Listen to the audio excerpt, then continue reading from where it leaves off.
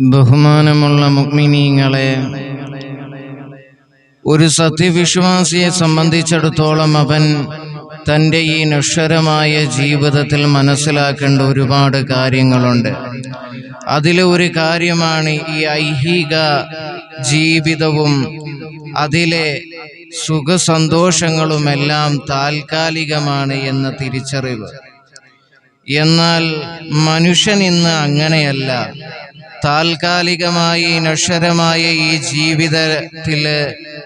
ജീവിത ലക്ഷ്യം മറന്നുകൊണ്ട്, യഥാർത്ഥ ജീവിത ലക്ഷ്യം മറന്നുകൊണ്ട് ദുനിയാവിൻ്റെ പിറകെ ഓടിക്കൊണ്ടിരിക്കുകയാണ്.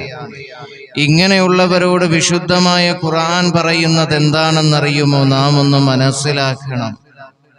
എന്താണ് അവരോട് വിശുദ്ധമായ ഖുർആൻ അവിടുന്ന് പറയുന്നത്? കേട്ടോളിൻ. ബിസ്മില്ലാഹിർ റഹ്മാനിർ റഹീം. ഇന്നമൽ ഹയാത്തുദ് ദുനിയാ ലഗിബുൻ വലഹവൻ വഇൻ തുഅ്മിനൂ വതത്തഖൂ യുഅതികും ഉജൂറകും ولا يسألكم أموالكم. അല്ലാഹുവിൻ്റെ വിശുദ്ധമായ ഖുർആൻ. ആ ഖുർആനിലൂടെ അല്ലാഹു സുബ്ഹാനഹു വ തആല പറയുകയാ, ഇന്നമൽ ഹയാത്തുദ് ദുനിയാ ലഇബുൻ വലഹവും.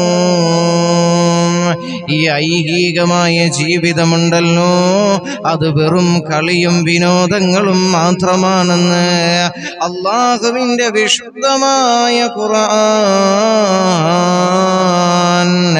അതായത് അല്ലാഹു സുബ്ഹാനഹു വ തആല പറയുകയാ, വെറും കളിപ്പീര് മാത്രമാണ് ഈ ദുനിയാവെന്ന് മറന്നു പോകല്ലേ.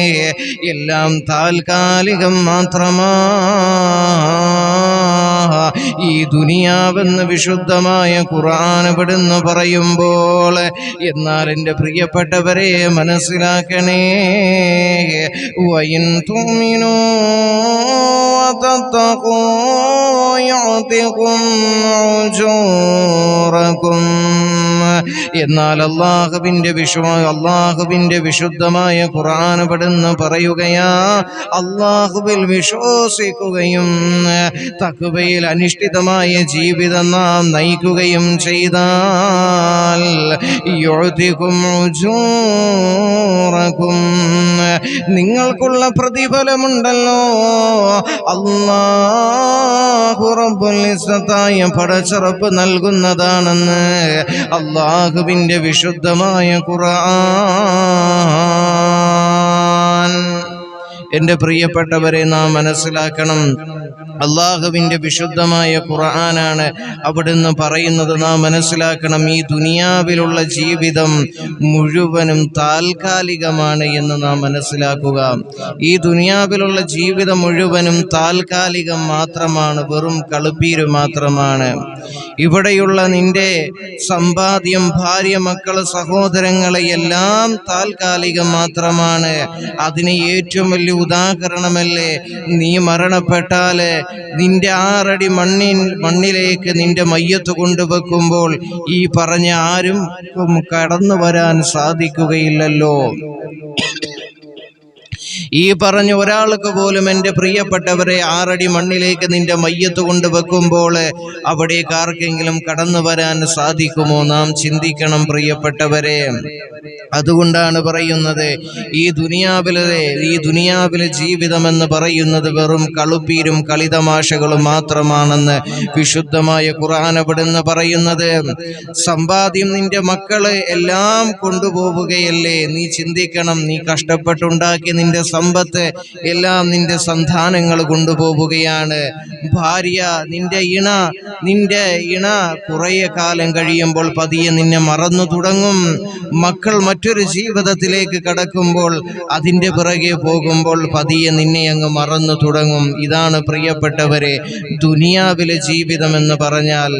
എന്നാൽ നീ സമ്പാദിച്ച നിന്റെ സമ്പത്തുണ്ടല്ലോ, ഭാര്യ, മക്കൾ എല്ലാം നിനക്ക് ഉപകാരപ്പെടും. ഇതെല്ലാം നല്ലതിനു വേണ്ടി ജീവിച്ചിരുന്ന സമയത്ത് നീ പ്രയോജനപ്പെടുത്തിയെങ്കിൽ നിന്റെ ആയുസ് തീരുന്നതിന് മുമ്പ് തന്നെ നിന്റെ സമ്പാദ്യം കൊണ്ട് നീ മറ്റുള്ളവർക്ക് സാന്ത്വനമായാൽ, ഒരു പാവപ്പെട്ടവന്റെ കണ്ണുനീര് ഒപ്പിയാല്, നീ സമ്പാദിച്ച സമ്പാദ്യം കൊണ്ട് ഒരു നല്ല സ്വാലിഹായ ഒരു അമലായി അല്ലാഹു സുബ്ഹാനഹു വ തആല നിന്റെ സമ്പാദ്യം മുഴുവനും 6 അടി മണ്ണിലേക്ക് നിനക്ക് കൊണ്ടുപോകാനായിട്ട് അല്ലാഹു അതിനനുമതി തരും. നീ മനസ്സിലാക്കുക, നീ സമ്പാദിച്ച സമ്പാദ്യം ഒരു സാലിഹായ ഒരു അമലായി നിനക്ക് നിന്റെ സമ്പാദ്യം 6 അടി മണ്ണിലേക്ക് കൊണ്ടുപോകാം. ഇതൊക്കെ നല്ലതിനു വേണ്ടി നീ ഉപയോഗിക്കുകയാണെങ്കിൽ, അതല്ലാതെ നിന്റെ ഒരു സമ്പാദ്യവും അല്ലാഹ്ക്ക് വേണ്ട. അതുകൊണ്ട് തന്നെയാണ് ഈ വിശുദ്ധമായ ഖുർആനിലെ ഈ ഒരു ആയത്തിന്റെ അവസാനം അല്ലാഹു സുബ്ഹാനഹു വ തആല പറഞ്ഞത്, വലാ യസ്അലുകും അംവാലുകും, നിങ്ങളുടെ സമ്പാദ്യം അല്ലാഹു റബ്ബുൽ ഇസ്സത്തായ പടച്ച റബ്ബ് ചോദിക്കുകയില്ല എന്ന് വിശുദ്ധമായ ഖുർആനിന്റെ ഈ ഒരു ആയത്തിന്റെ അവസാനം അല്ലാഹു സുബ്ഹാനഹു വ തആല പറഞ്ഞത്. അല്ലാഹു മനസ്സിലാക്കാൻ തൗഫീഖ് തന്ന് അനുഗ്രഹിക്കുമാറാകട്ടെ.